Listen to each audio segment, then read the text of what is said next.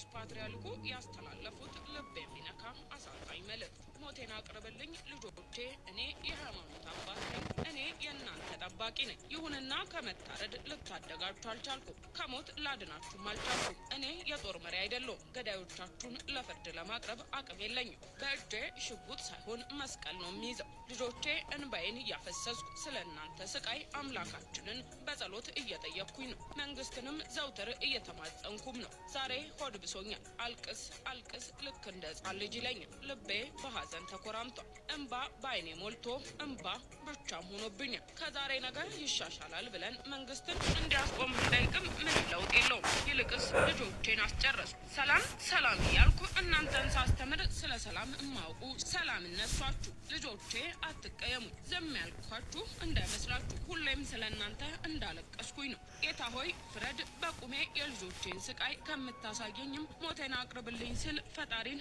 እማጸናለሁ ሲሉ በዚህ ሁኔታ ያሉበትን አሳዛኝ ወቅት በዝርዝር